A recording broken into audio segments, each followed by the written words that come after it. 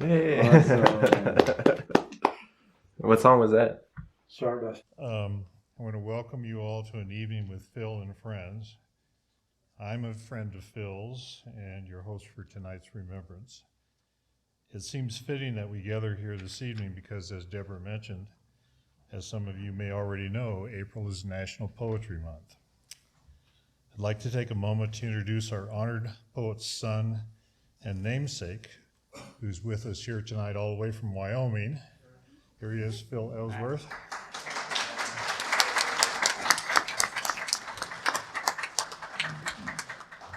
He says it's still snowing. It was snowing when he left. Send it here.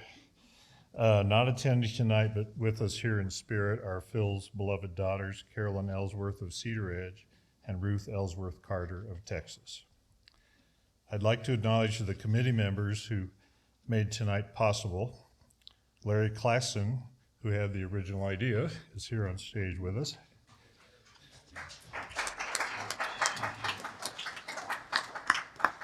Wendy Olson, who's serving as event manager and may not be out. She's probably back there somewhere managing. She was a company clerk in the Army, and and if you were ever in the service, you know, she pretty much runs the place. Deborah, of course, Schaffer, Terry Holtz, and Danny Perkins, who's here on the stage with us. You may notice on your programs that among our readers are three poets named John. John St. George, John Spurgeon, and John Watterson.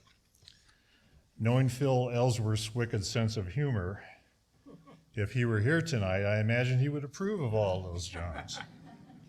Because when it comes to poetry, the John is one of the finest rooms in the house for writing and reading. For Phil Ellsworth, poetry was all about discovery. He was, after all, a geologist. Preparing remarks for one of his many media interviews, the man we honor tonight once wrote, "I'm a retired mineral exploration geologist. In that life, I tried to make observations available to everyone and see in them undiscerned relationships, which led to discovery.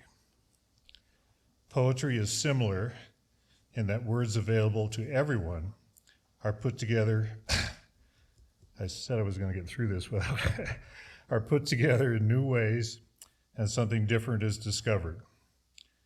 At least that is the desire. The discovery of hidden treasure of previously unrecognized relationships has such emotional impact that I believe such discovery to be the principal motivator of beautiful poetry. Thank you all for coming this evening. Soon we'll hear works by Phil Ellsworth, the poet. So now let me turn the microphone over to Danny Perkins, who will tell us a bit more about Phil Ellsworth, the man.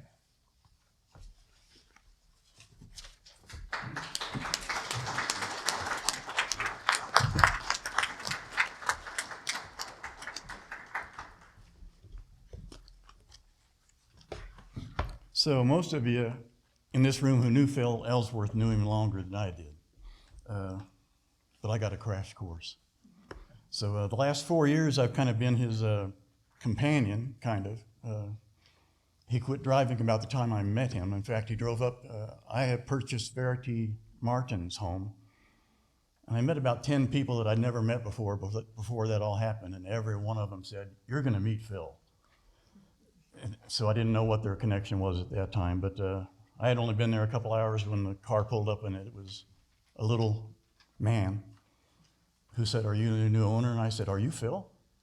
So I think he quit driving that week, and I started driving him around, and we would go out and have breakfast every Saturday morning out at Aspen Trails. If those folks are here today, we thank them.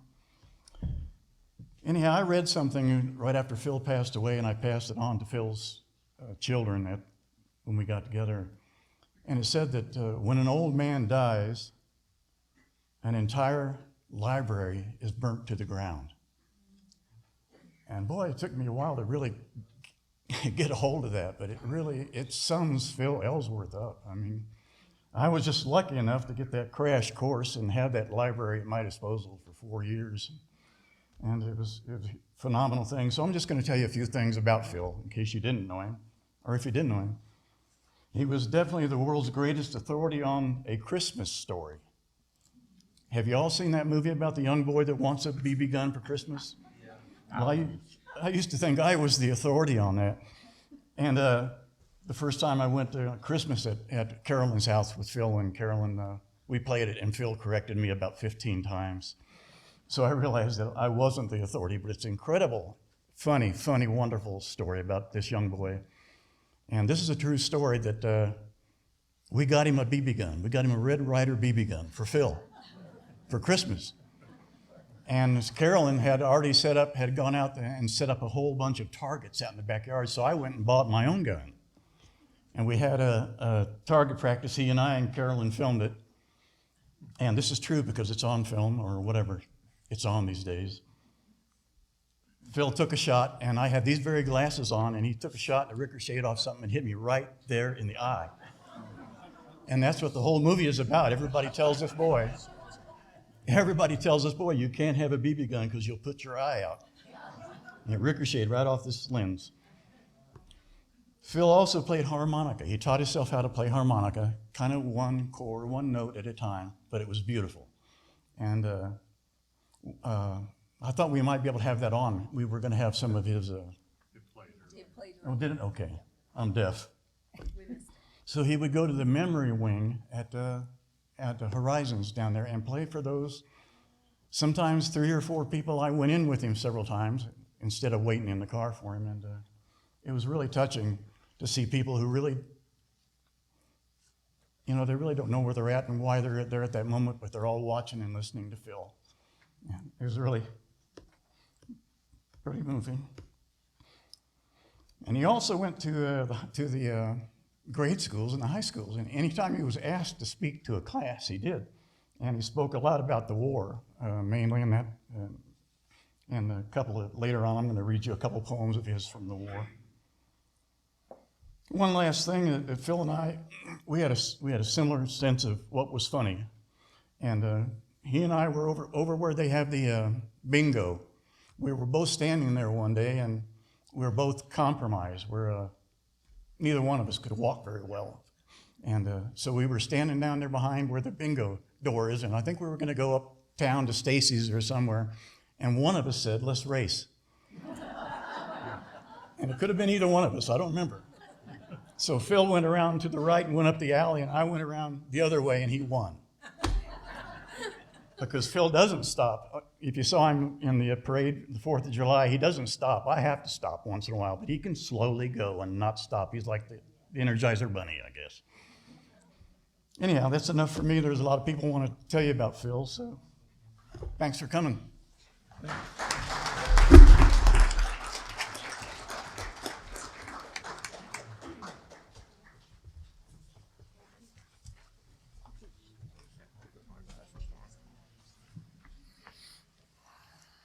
Thank you. My name is Gary Tollefson, and first of all, I want to point out the jacket that I'm wearing because it reminds me of Phil. I picked it up at a used clothing shop in Phoenix, and I saw it there, and I thought, that's just going to get thrown away someplace. Somebody already threw it away. I just don't want to see that get destroyed, so I picked it up. Well, it fit me. I'm wearing it tonight because it's the same type of jacket that he would wear in 1944, 1945. It's called an Ike jacket. And this young man that wore this one, all his stuff's still on it. He was a sergeant. He was in a high number division like Phil was. Those divisions were created just for World War II, just to win World War II, and they're not activated anymore. He was a tank destroyer. That's a tank destroyer patch. He's got his ribbons, his medals here, and I know they're on backwards, but underneath this lapel is the one that should be at the top. That's a Bronze Star. He was a Bronze Star recipient. So I don't know, and so was Phil, by the way. He was really proud of 2 of his awards. One was the combat infantryman's badge, and the second was his Bronze Star. And I know often I saw him with one of those on one of his civilian shirts, and as he should have been. Anyhow, I've known Phil quite a while, and I was one of the original members of his writing group, and also he was a life member of our VFW post. So I'm honored here to read one of his poems. It's entitled Epinal, and it's about a friend of his, Robert Burleson. Actually, they shared a foxhole together. And I'll tell you what Phil told me. He said they were pretty much waiting for an enemy attack. This is in the winter, December of '44. And he had to go to down to the medical tent for some reason. He didn't tell me why. I think it had something to do with his feet. And while he was gone, the German tanks overran the company and killed Robert in the foxhole that they shared. So I don't believe in coincidences, even in war. You know, things happen for a reason. Phil lived the rest of his life for a reason. I don't know about Robert, but here's the poem Epinal about Robert. It seems unfair, considering all, that I am here in this place now, with 90 summers on my brow, and you are there in Epinal, among our comrades sleeping there, that I can hear the robins sing and see an almond tree in spring, and you are there. It isn't fair. Flowers, if you grow in Epinal, grow near where Robert lies. I will dream that he has eyes and sees some fairness after all.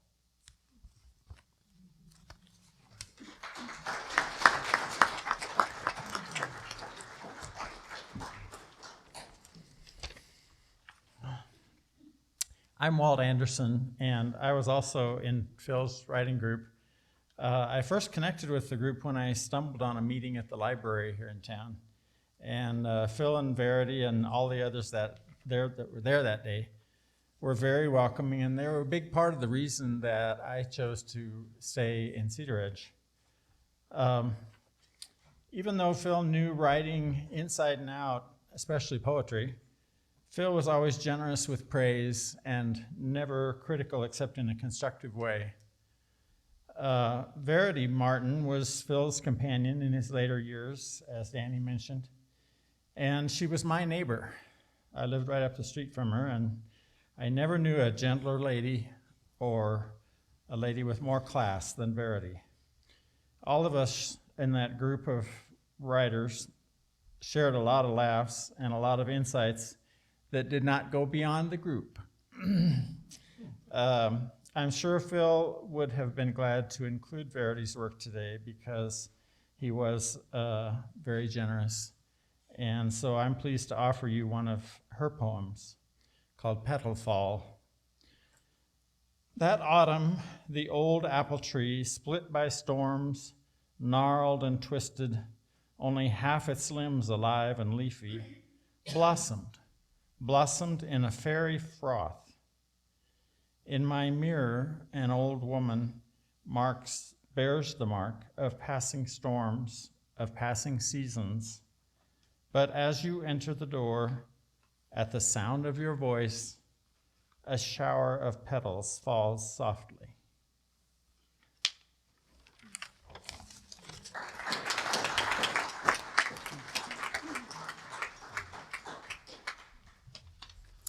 Good evening. My name is Jude Kika, and I'm going to be reading a poem from my friend in England, Mari Ray, and the poem is called Sanctuary. I'd like to tell you how Phil and Mari are connected. It was just a special time. My husband Marv and I were sitting at Stacy's having coffee with Phil, and I mentioned to Phil that I had bought his latest poetry book, and I was sending it to my friend in England, Mari, and she was also a poet, and she was the same age as Phil. Well, Phil thought this was great, and he wanted me to let him know how Mari liked his poetry. Well, she not only liked his poetry, but she sent him a book of her poems. So this is how they are connected.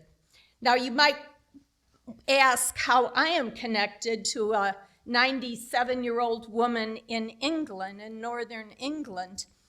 35 years ago, Mari came to the Front Range. She is a weaver, a tapestry weaver, and she offered to give demonstrations on her special type of weaving to guilds in exchange for bed and breakfast, you know. So my husband and I said, hey, we'll support you, and we'll show you the town. So we took her around the Front Range and showed her all the sights.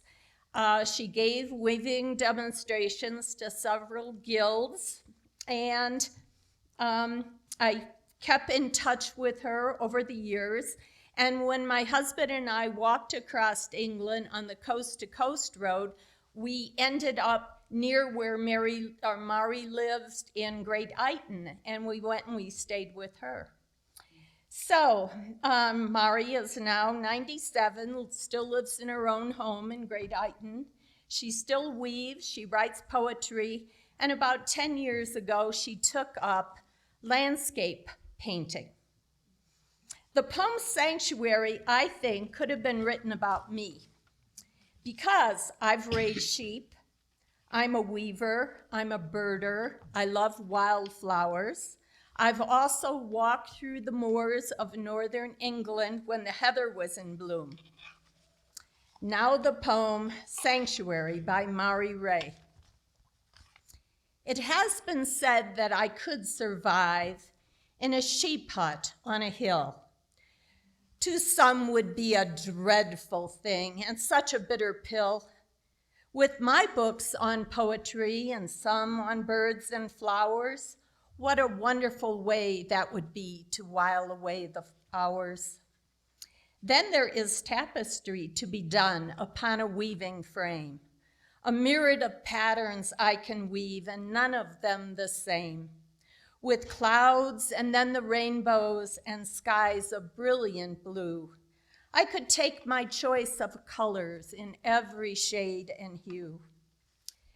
The paintings waiting for the brush are roaming in my head.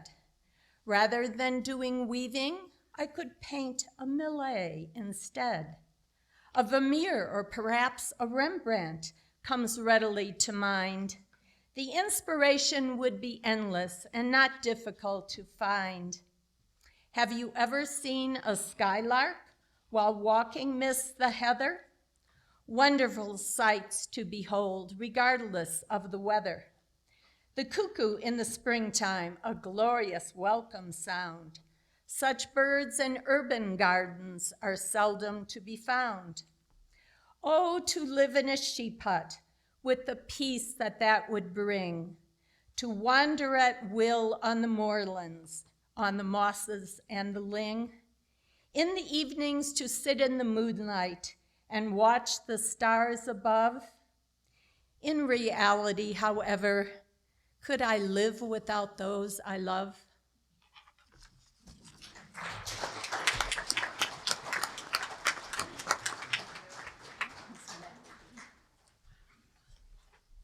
I'm Stacy Malmgren, and I knew Phil because when my husband and I moved here 6 years ago, we bought a coffee shop across the street. And Phil was quite a fixture. He was before we were there, he was a fixture. And one day I asked if he might recommend a poem of his that we could use as a morning prayer. And he recommended this one, and we recited it every morning before we opened. And it's called the Four Graces. By grace, a lark in morning song. By grace, the song is heard. By grace, I see the face of grace. By grace, my heart is stirred.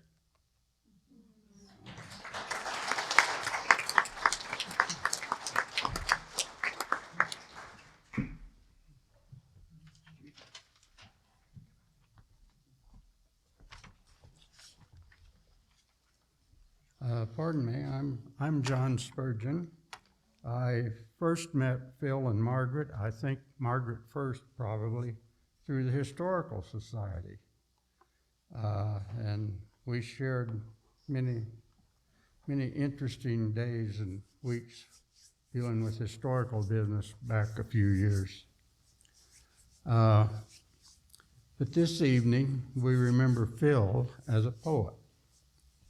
But he was much more, a friend to many, a man of science and of faith.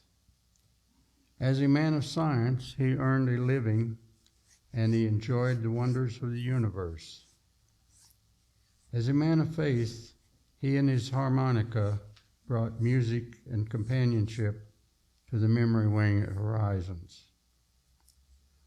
As a poet, he brought pleasure and meaningful insights to our community. My selection is 3 miracles. Somebody will have to explain to me why 3 miracles follows 4 graces. It seemed like that. But anyway, three miracles. 3 miracles occurred as one: a robin song, your hand in mine, and then the morning sun. But looking back, there was a pause. Not miracles at all. The bird and sun were just effects. Your hand in mine, the cause.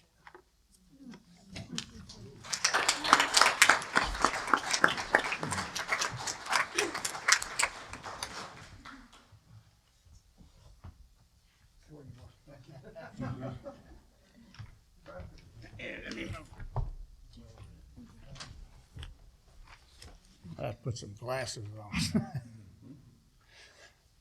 My name is Larry Claxton, and I first met Phil at a Rotary Club meeting. He was there doing a reading. He was also a member of the Rotary Club all the time. I think he lived here, but he was doing a reading of his poetry, and I was there begging money for the community garden. And after the meeting was over, I expressed to him how much I enjoyed his poetry reading, and 2 days later, bless his heart, he showed up at my door and presented me with the book of his poetry, which was, I thought, very nice. The poem I've chosen to read this evening is called Epitaph for an Apple Orchard. It has a little bit of a meaning for my wife, Mary Lee, and I, as we moved here over 33 years ago. And since that time, we've watched the steady removal of the orchards in this area. For us, the sad part is it's less apple trees and more traffic on Highway 65. So I will now read for you an epitaph for an apple orchard by Phil Ellsworth. 100 years of petal fall, 100 years of birds and bees, 100 years of heart and soul, now farewell to the apple trees. Now the blade and saw and plow have done their work and gone, and now there's just a field where once the bees hummed love songs to the apple trees. Somewhere other trees will bring another apple blossom spring, but there we live, and now they're gone. God bless the apples, every one, and bless those souls and dry their tears who blessed our valleys 100 years.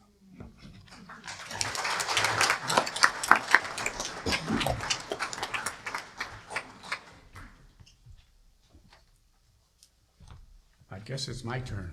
Yep.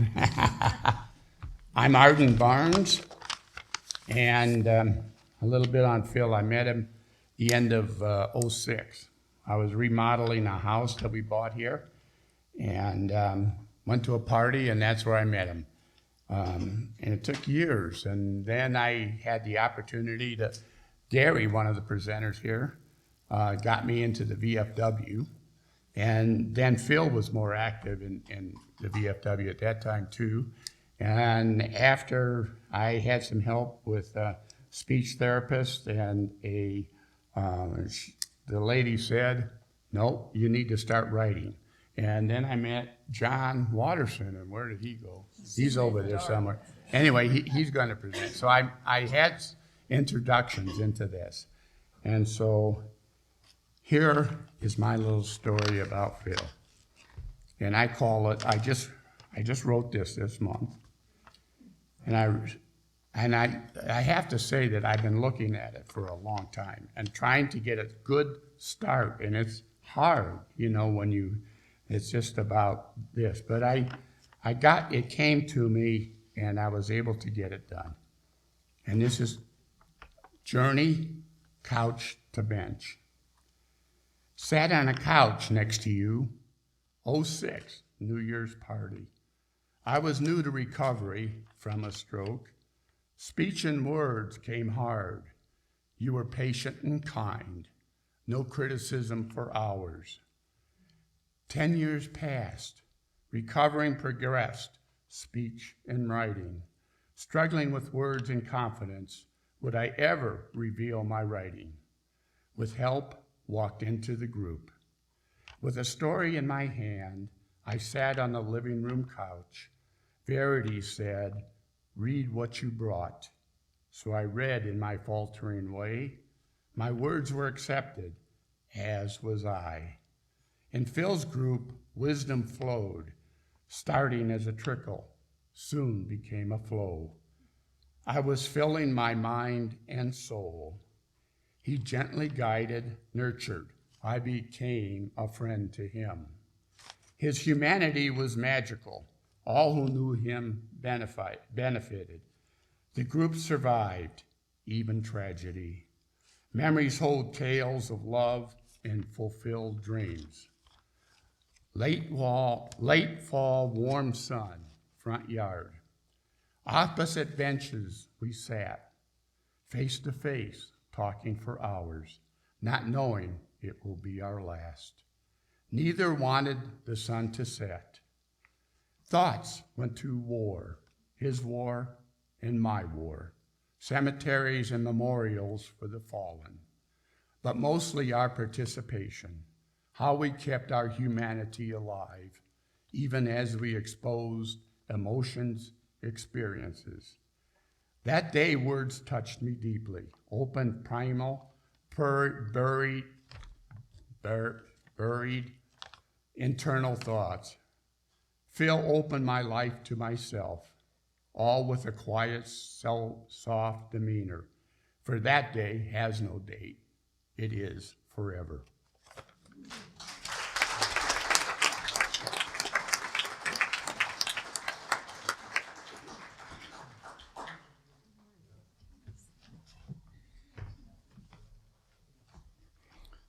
So I have a couple of poems of Phil's. This is one of my very favorite, and it's so short and so wonderful. It's called Please, Time. Please, time, slow down. I'm not yet done. With earth and love, I've just begun. Give me slow days like childhood days, spent barefoot in the sun.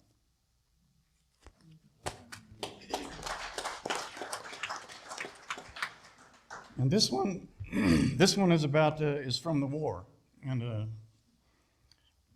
I have to say that my own father was in the war. In fact, he was off the coast of Japan, waiting to assault Japan, not knowing if they were going to live when the bomb dropped. But I never got it from my dad. I never got the war until I met Phil. So this one is called The Meeting. And I was amazed at how Phil considered the enemy soldiers a soldier like him. So this is called the meeting. Once in a contested place, I met a soldier face to face. We stopped and turned and walked away, both to live another day. I often wonder who he was and where he is and whom he loves, and if he ever sees, like me, a soldier in his memory. Or if before the end he fell, leaving only me to tell of our meeting face to face, once in a contested place.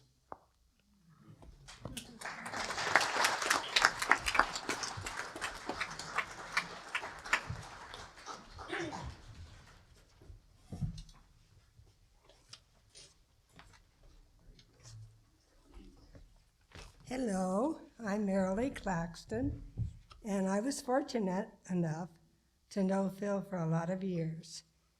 And I always enjoyed spending time with him, listening to his stories, hearing his music, and sharing a laugh or two with him. And the poem I'm going to read was written by Phil on the 22nd of April, 2004, and it's called The 9th of Next November. I'll be 84 the 9th of next November. When I grow up, what do I want to do? I think I'll be a friend and maybe have some, and some of them, I hope, will be like you. If I put on my hungry look, they will feed me. They're handy when you feed them, I've been told. They're handy when you need them, I've been told. They'll let me keep their dog when I am lonesome. They'll be here just in case I should grow old. But mostly, I think I'll just stick around here and do the things that you would want me to do. And maybe on the 9th of next November, sing, "Let me be your salty dog to you. Let me be your salty dog, or I won't be your man at all. Honey, let me be your salty dog." Thank you.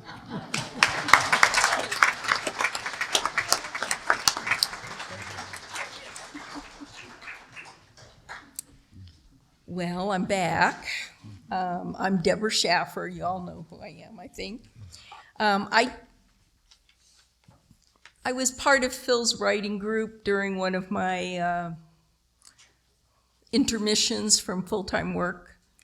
And it's one of the things I miss, that I wasn't able to continue as long as I would have wanted.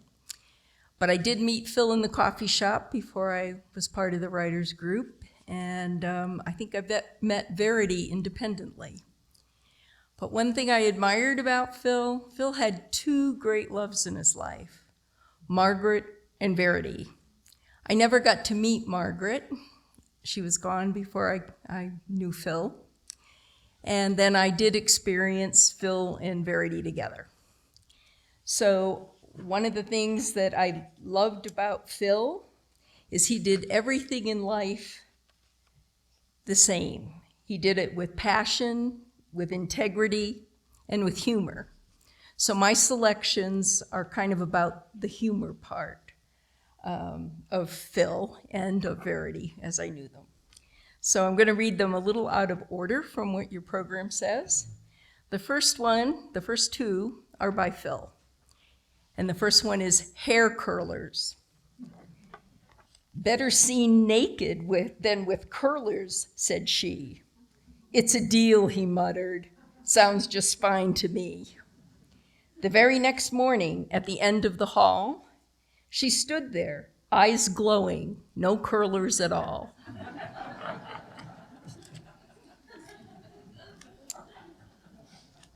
The next one is, I guess it's like a limerick. It doesn't even really have a title. "A couple named Rupert and Alice were fooling around in Dallas. But they didn't fool much, for they found in the clutch that Rupert had forgot the Cialis."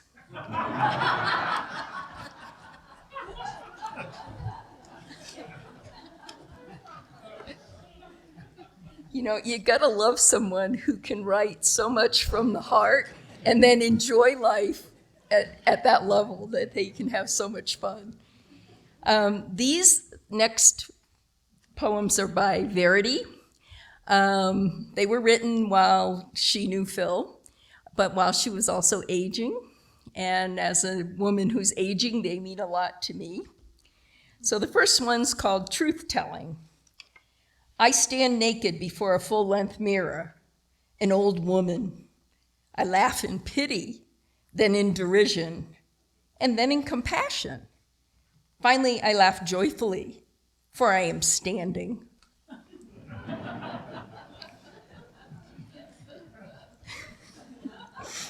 This is the best book. It's called Pale Ale, and it's just hysterical. Speak softly, for these are delicate matters. For 7 decades, my bodily functions behaved beautifully. Digestion, absorption, elimination. From first gulp and swallow of rivers of water, tons of food, the apples, the cake, the steak. But now into my 8th decade, there are pipes that leak, valves that do not shut off as needed. There are blockages and stoppages of systems. I used to ask blessings on my eyes, my heart, my hands. And though I don't need a colorectal surgeon, I think I need blessings on the functionaries of those systems below my belly button. So to put it plainly and bluntly, please bless my ass.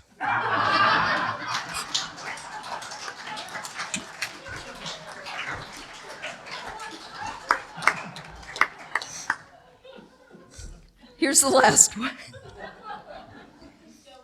No, they're great. They're great. Shut the door and turn out the lights. Octogenarian sex? Honey, you're not dead till you're dead. What we do and how we do it is none of your business. Please hold me close as can be.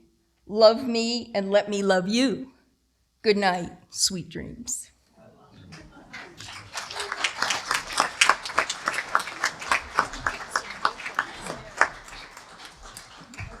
Let's have a round of applause for our poets. We'll have a brief intermission. We'll have a brief intermission while we recharge the chairs up here with some new talent. Okay. This is Let Me Not Be Inured.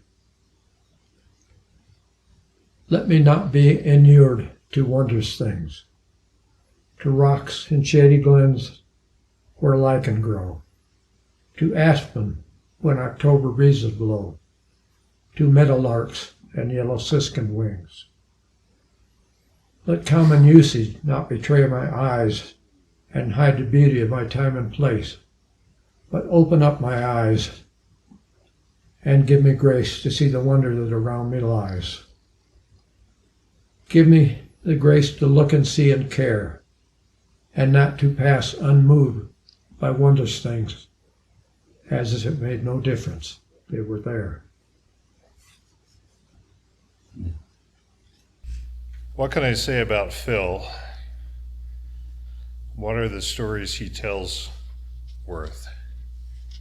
That question that asks haunts us still, since nothing at all rhymes with Ellsworth. But it's not just the rhyming, it's really the timing. Because a true poet, when he reaches the end, he will know it. And now we're ready for Gary again.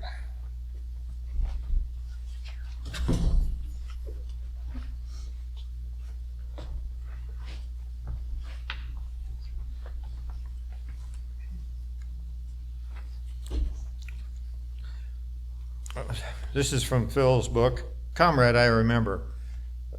He gave this to me in 2019. I want to set the stage for this one. In his words, Christmas Eve, 1944. Gosh, I was just a few months old. The open rolling hills near Remling, France, are covered with snow. Burley and I huddle in a hole. A flare brings momentary daylight, and then it's night again. In the distance, but too close, the sound of German tanks on the move. This poem's called An Infantry Scout. Phil was a squad leader in an infantry outfit. He was the infantry scout. That's not where he started. He started as a rifleman, but through attrition, he ended up the squad leader. It was not uncommon in those high-numbered divisions like his, the 100th Division, and this gentleman's the 75th Division, to have casualties of over 100%, which means that everybody would be turned over. Everybody knew.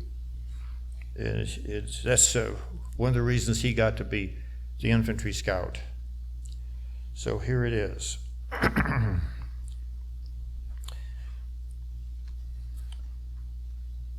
In bare December woods we lie, on frozen ground to wait and try, to look through distant trees to see if we will live or we will die.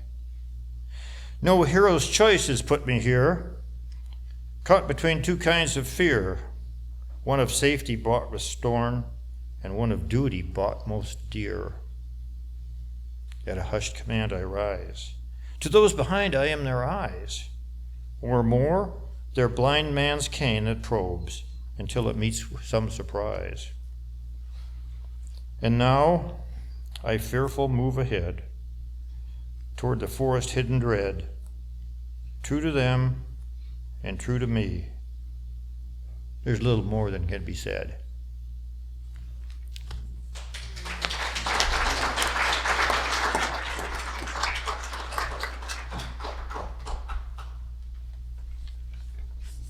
I have to comment on his Eisenhower jacket. When I went in the Army in 1958, went into basic training, they issued those jackets to us, and we really loved them. They were our father's jackets, and when they got out of basic training, they took them away from us, and almost all of us cried. They gave us green, ugly jackets and made a new army out of us. We didn't like that. We wanted to be like our daddies. And that's what I thought of when I saw him up here in that jacket. Anyway, Gina's my wife. I think she's out there unless she ran away with somebody. Never know.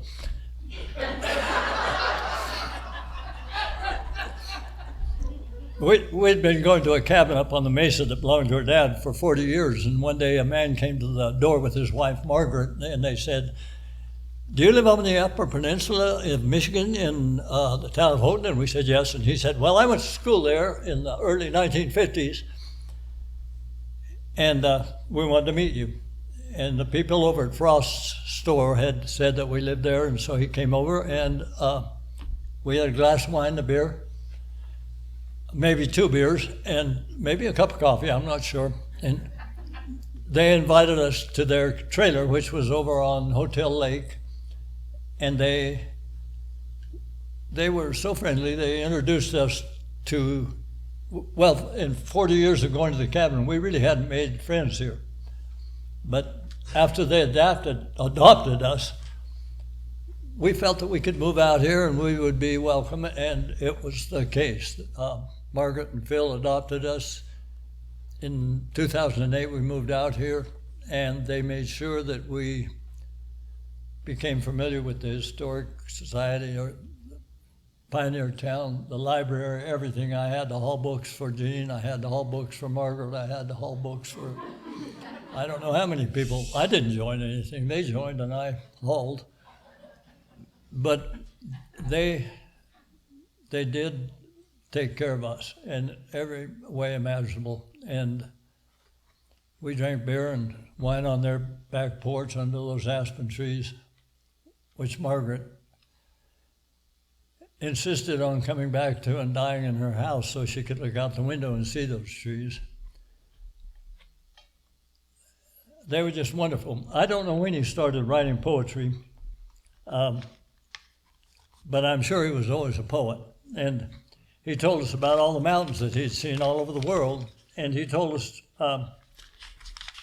particularly I remember about some mountains in eastern Venezuela that are really flat tops, but they're very high and they're like islands, he told us. And he said the jungle is down below, way down below, and the clouds are in between, and then up on top there are these flat tops. And he said they're just beautiful, the most beautiful places, and the rivers flow between them and then down into Brazil. And he made them all seem magical. And Mr. Benjamin asked me if I would read Blue Shaded Mountains. And when he asked me to do that, you can see that I'm not nervous. I'm never nervous. I'm young. I'm just full of vim and vigor. You can see that. But it's a beautiful poem, and dark canyons around me and wild running streams around me, blue mountains like mountains in dreams. Around me a valley like Eden in spring. Around all its beauty, how can I not sing? Like snowflakes in winter, the white petals fall. The cranes circle upward, I hear their wild call. From high in the heaven, wild, haunting, and free, they call to the valley, they're calling to me. Come, circle, come fly wing to wing. We'll call the valley below us to sing of mesas and canyons and wild running streams and blue shaded mountains like mountains in dreams. Well, man, I am shaking, but I've got one of those tremors that young people get.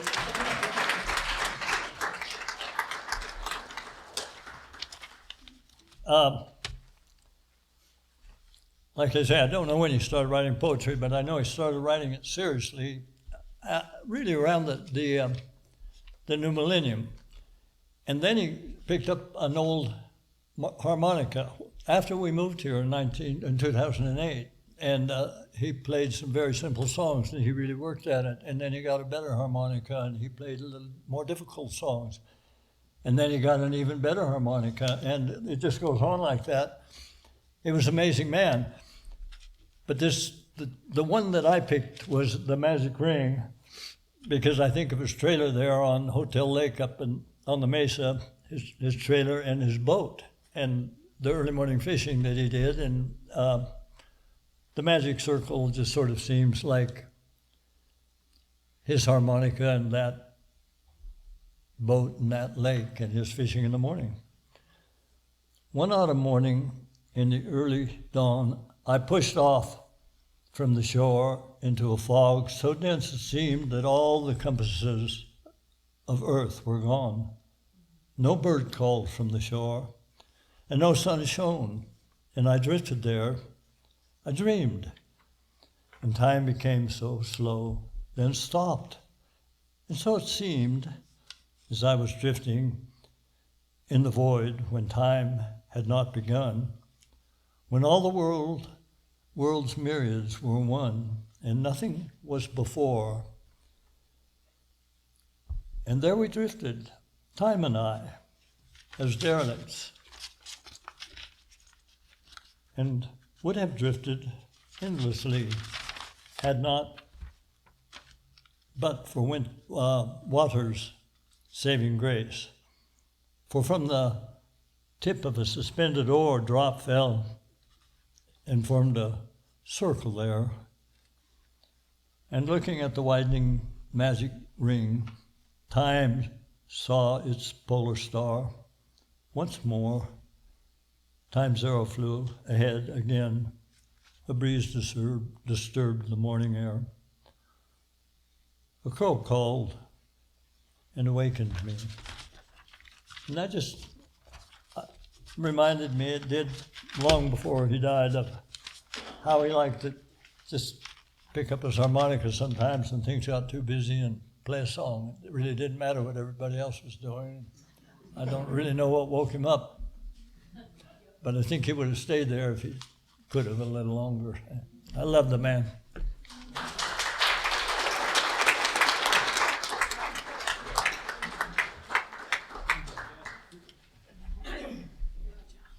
My name is John St. George. I'm going to read one of Phil's poems. It's called Let Me Be Not Inured. Inured is a word we don't use much anymore. It means hardened. Let me not be inured to wondrous things, to rocks and shady glens where the lichen grow, to aspens when October breezes blow, to meadowlarks and yellow shaken wings. Let common usage not betray my eyes and hide the beauty of my time and place, but open my eyes and give me grace to see the wonder that around me lies. Give me the grace to look and see and care, and not pass unmoved by wondrous things, as if it made no difference that they were there.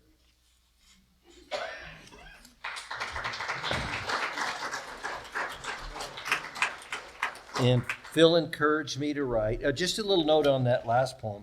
This meant a lot to me, and so, this was 5 or 6 years ago. I had this on my refrigerator, and I thought, well, I'm going to memorize it, and next time I see Phil at the coffee shop, I'm going to recite it. And I got halfway through, and I faltered, and he, out of memory, he finished the poem for me. So it was amazing. In 15 minutes, I could remember it coming to town. This is a poem I wrote called Wisdom. Lately it seems to me, or maybe just appears to be, things that we all hold dear may not be what they appear. The armor of a thickened hide may just be misguided pride, and fences built of ego and will echo our truths, but the voice is shrill. Who we are is all that we do, and facade is easily broken through. In growing up we learn the game, but perfection forms such subtle chains. Drug along through force of will, we pay the interest, but never the bill. Hurts we hide and don't easily yield, hardened become armor and shield. Painted with hubris and donned each day, heavy and cumbersome, but made of clay. Shedding the shackles, a lifetime goal, while in the darkness awaits the soul that blossoms as intentions cease and sows the seeds of budding peace. The lesson of life is in the living, that in the end, the receiving and the giving allows our purpose to unfold, that finding ourselves is life's true goal. And the love we have and the love we give becomes the reason to have lived. Thank you.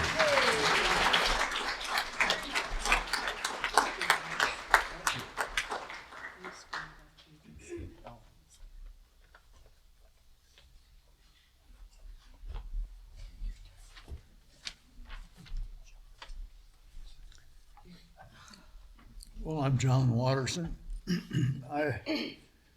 Phil was really a mentor for me. I had never written poetry before I met Phil, but going to his house every week for 12 years, I wrote more than 400 pages worth.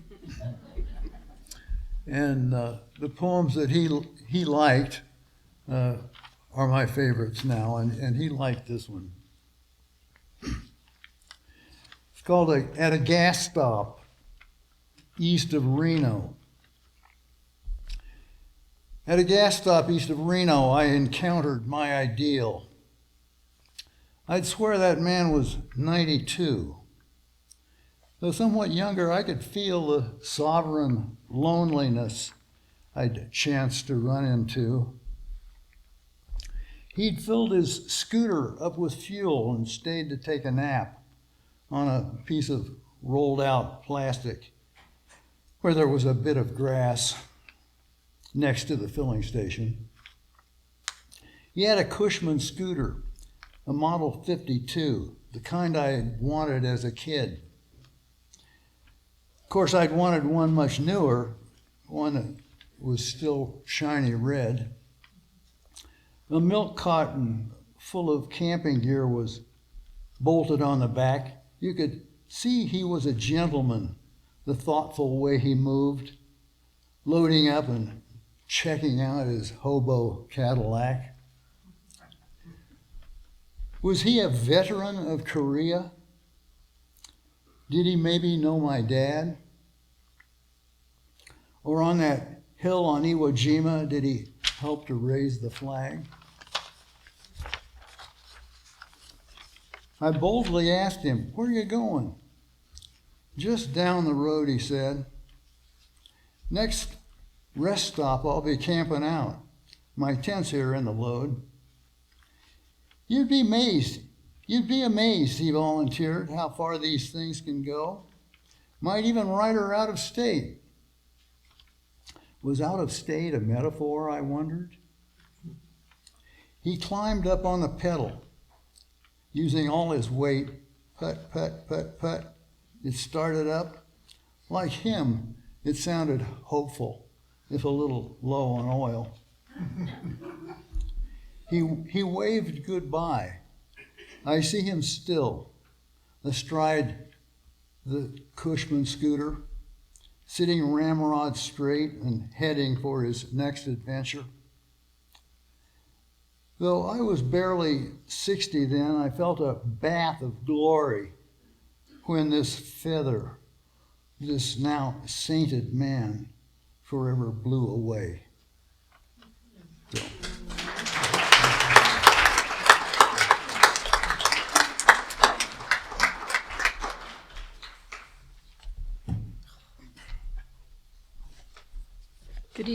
Good evening, everybody.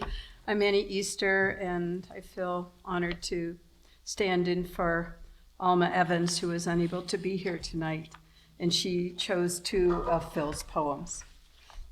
I guess I'll do the short one first. Colorado's Legacy, looking down from Grand Mesa. You who love these hills and streams, you who dream another's dreams, when you look down below and see Eden's face, remember me. Remember that I dreamed here too, that I saw beauty just as you, but all my dreams were not to be. As you dream yours, remember me.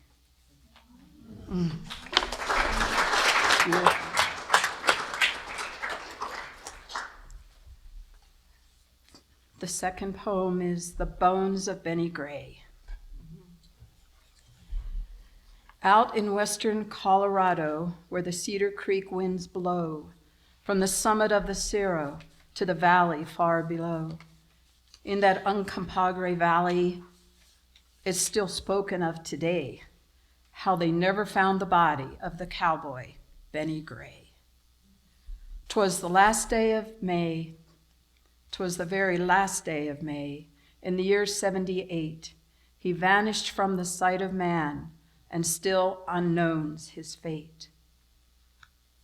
Though he was a likable feller, called many men his friend, must have stepped on someone's toes that brought him to his end. And the wife he left on Cedar Creek, with the old ranch to run, to labor there from break of day until each setting sun.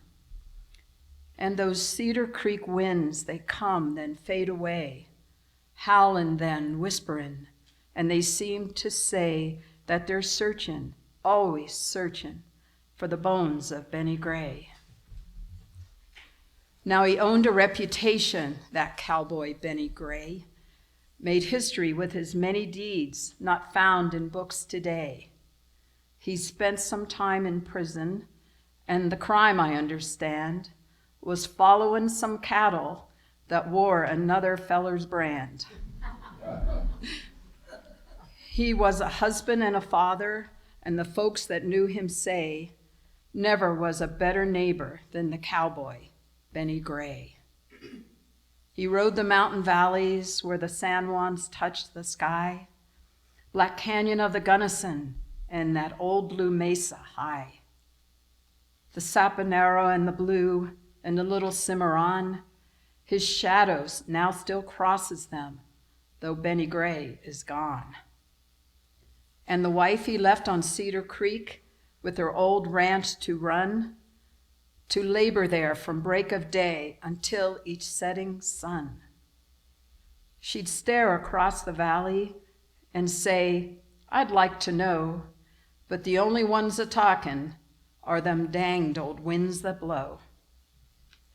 And those Cedar Creek winds, they come then fade away, howlin' and then whisperin', and they seem to say that they're searchin', always searchin', for the bones of Benny Gray.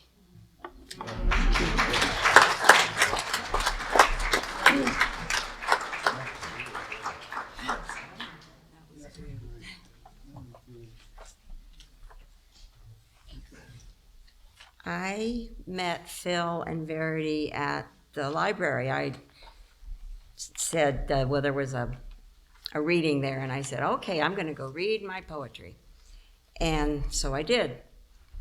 And Verity said, don't stop writing. And Phil invited me to the Thursdays at his house.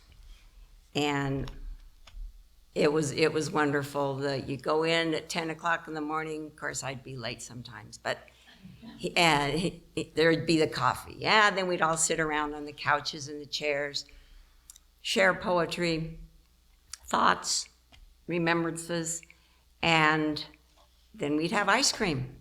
And then we'd go on about our business. So Phil did tell me once, he said, I'm really glad you put down that watering can, Kathleen, to come to my house to share poetry. I'm going to read The Last Barricade. A ridge of boulders runs across our place and separates the field from a shade, where wildness still reserves a little space. Against all odds, a sort of barricade. There marmots live, and other wild things, and lichens coat the rocks, and there the air is still, and underneath the rocks are springs which murmur. At times, deer nestle there. In springtime, mallow tents the nearby field, made desolate by someone with a blade, who, with some thought of monetary yield, instead left us a priceless barricade. Instead of gold, a marmot's clarion call. Instead of silver, rose hips in the fall. And that is from The Hills of Home.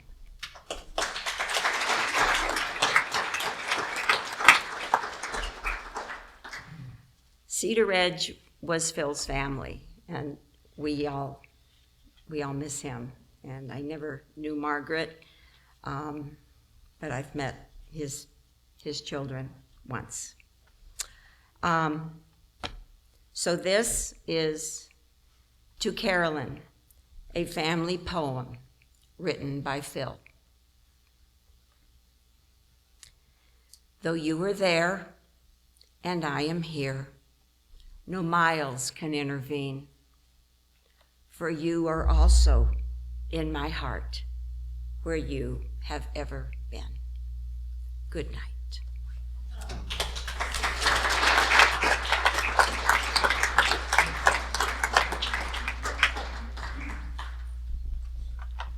Thank you all for coming to this celebration. We appreciate your patronage.